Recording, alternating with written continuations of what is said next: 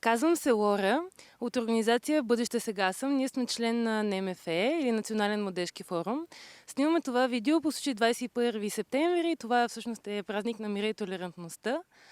Ще говоря за една тема, която е много наболяла според мен, и това е отношението на българите към много теми, въпроси, по принцип коментари в интернет, за различни теми, дори само за облекло на дадени хора. Общо взето ми прави впечатление, че хората търсят изключително и само нещо, за което да се хванат, което да обсъждат, което за тях е неприятно, лошо и се ръчат основно върху това. А винаги можеш в някой човек да намериш нещо позитивно, нещо интересно, нещо, за което да се хванеш и да го обсъждаш, то да е просто да е интересно, да ти достави удоволствие.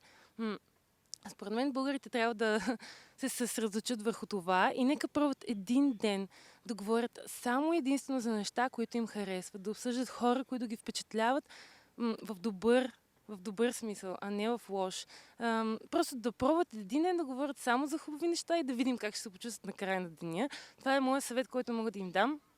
Просто аз следя много страници във Фейсбук, които са за хора, за преживявания, за съвети, които дават, и винаги ми прави впечатление, че в чужбина коментарите са винаги положителни. Дори този човек да е казал нещо лошо, което е направил, коментарите винаги са позитивни. Докато тук, дори да направи нещо хубаво, дори да се е облекал по-интересно, коментарите винаги са някакси, меко казано, гнусни. Общо взето хората не знам, защо се сръчават върху някакви негативи. Така, според мен позитивизма и думите трябва да се внимава с тези неща, защото те са казали, че езика кости няма, но кости троши. Така, според мен трябва, мир и толерантност се постига основно с думи. Това е. Думите са важни. Винаги са били и ще бъдат.